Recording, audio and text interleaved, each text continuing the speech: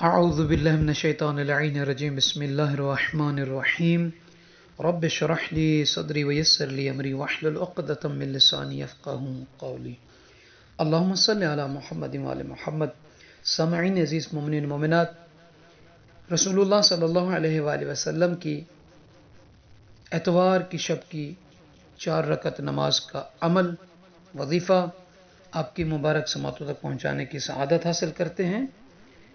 جو شخص چاہتا ہے کہ اللہ تعالیٰ اس کے جسم کو جہنم کی آگ پر حرام قرار دے، اور جو شخص چاہتا ہے کہ اللہ اسے جنت میں قصر عطا کرے، ایسا قصر، ایسی عمارت، ایسا بنگلہ کہ جو دنیا کے بنگلوں، قصروں، محلوں سے بڑا ہو، تو اسے چاہیے رسول اللہ صلی اللہ علیہ وآلہ وسلم کے اس فرمان مبارک پر عمل کرے۔ اور وہ عمل مختصر سا ہے، 4 رکعت نماز کا ہے۔ اور یہ نماز کیسے پڑھنی ہے؟ 2 رکعت نماز کر کے پڑھنی ہے۔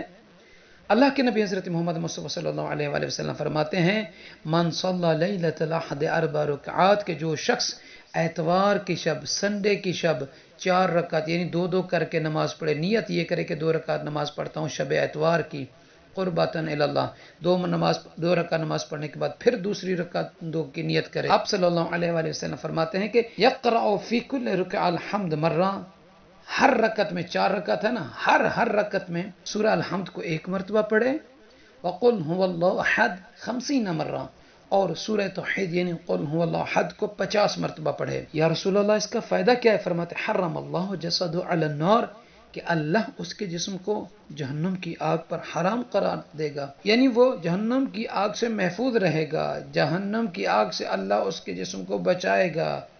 وَأَعْطَاهُ، اور اللہ ایسے شخص کو، ایسی کنیز کو جو یہ 4 رکعت نماز اس طریقے سے پڑھے گا، اللہ عطا فرمائے گا قصراً فی الجنہ، جنت میں ایک محل، قصر کا اوسع مدینۃ فی الدنیا، جیسا کہ دنیا میں کوئی ایک محل بڑا ہوتا ہے، اس سے بھی اس کے جیسا اللہ اسے عطا فرمائے گا۔ کسے؟ کہ جو اتوار کی شب یہ 4 رکعت نماز 2 کر کے پڑھے گا۔ اب مومنین سے عرض ہے کہ نجفی کربلا یوٹیوب چینل کو سبسکرائب فرما دیں، ساتھ ہی بیل کے بٹن کو بھی آن کر دیجئے۔ جزاک اللہ۔